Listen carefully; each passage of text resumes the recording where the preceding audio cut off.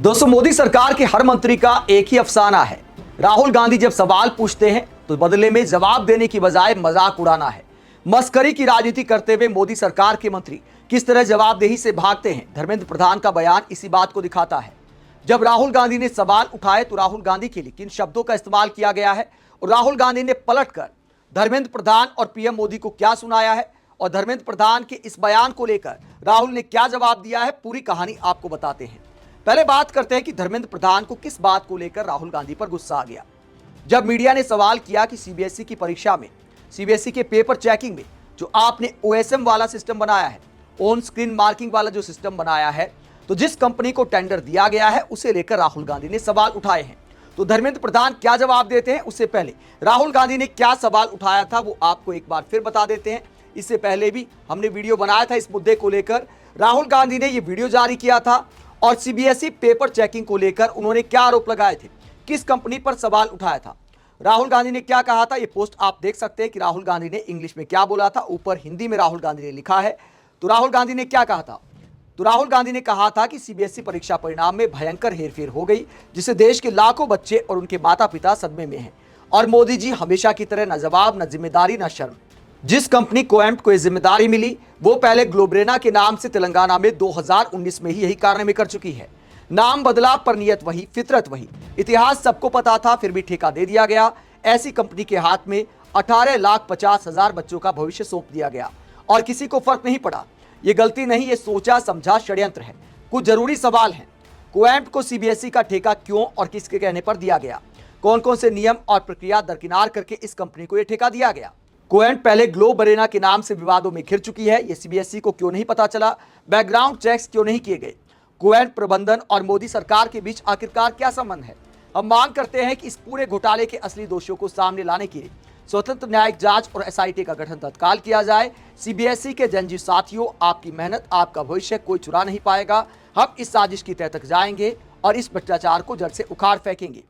तो मोदी सरकार को टारगेट पर लेते हुए राहुल गांधी सवाल पूछते हैं कि सीबीएसई ने ऐसी कंपनी को टेंडर क्यों दिया जिसका तेलंगाना में ट्रैक रिकॉर्ड खराब रहा।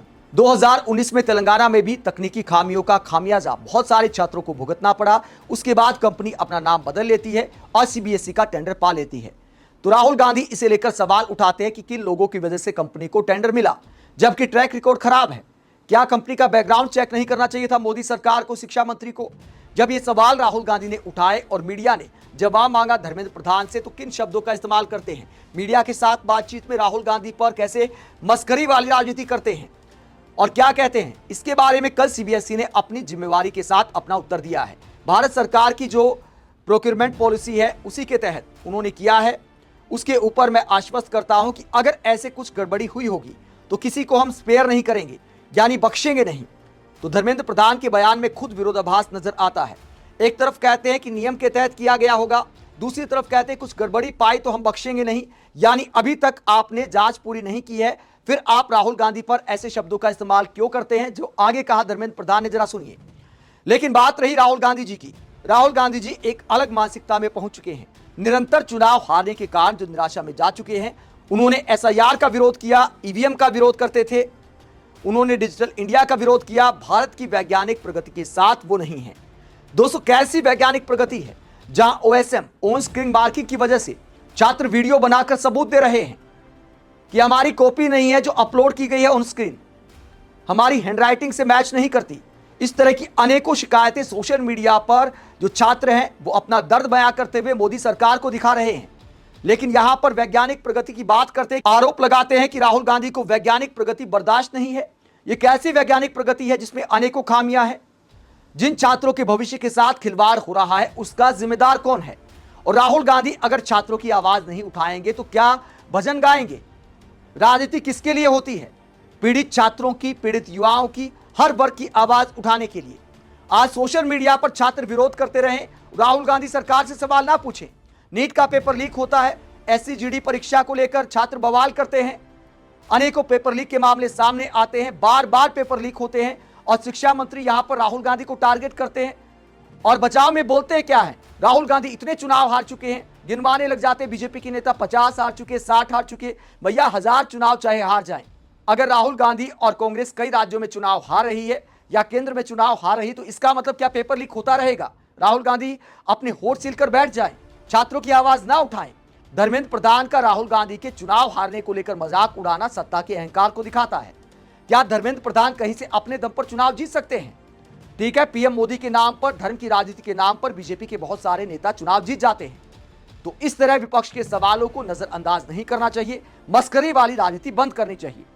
सवाल पूछा जा रहा है सीबीएसई के छात्रों की परेशानी को लेकर, लॉजिकल जवाब देना चाहिए।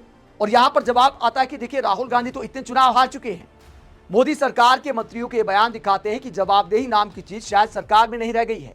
आगे क्या कहते हैं? आगे दायित्व की बात करते हैं और कहते हैं, मैं जब खुद इस विसंगति का, इस व्यवस्था का सरकार की ओर से दायित्व लेता हूं और उनको अनुरोध करता हूं कि उनका कोई भी बयान इस समय में इस तरह का नहीं होना चाहिए। मैंने पहले भी कहा था, ये राजनीति का समय नहीं है। तो धर्मेंद्र प्रधान राहुल गांधी को प्रवचन देते हैं कि भैया इस तरह की बयानबाजी नहीं करनी चाहिए, मैं दायित्व लेता हूं। तो क्या दायित्व लेते हुए आपने इस्तीफा दिया? क्या आपकी बयानबाजी ही दायित्व लेना है? अगर आप दायित्व लेते तो अब तक कुर्सी छोड़ चुके होते, इस्तीफा दे चुके होते। आगे राहुल गांधी पर राजनीति का आरोप लगाते हुए क्या कहते हैं? आगे कहते हैं, उनका कोई भी बयान इस समय में इस तरह का नहीं होना चाहिए। मैंने पहले भी कहा था, यह राजनीति का समय नहीं है, राजनीति कर सकते हैं हम लोग। अभी इन बच्चों को, जो परीक्षार्थी बच्चों को, उनकी कोई मेंटल स्ट्रेस ना बढ़े हमारे व्यवहार से, किसी के शब्दों से, ये हम सबको अपील करते हैं।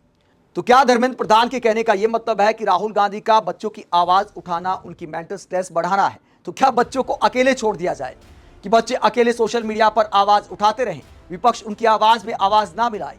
तो देश में विपक्ष आखिरकार किस बात के लिए होता है? मेंटल स्ट्रेस तब बढ़ती है जब बच्चे अकेले पड़ जाते हैं, जब मीडिया आवाज नहीं उठाती, विपक्ष आवाज नहीं उठाता, सरकार आवाज नहीं सुनती, तब बच्चे अकेले पड़ते हैं। तो राहुल गांधी का मजाक उड़ाने की बजाय धर्मेंद्र प्रधान को अपने काम पर ध्यान देना चाहिए। जब धर्मेंद्र प्रधान ने राहुल गांधी को टारगेट पर लिया तो राहुल गांधी ने भी जवाब दिया है।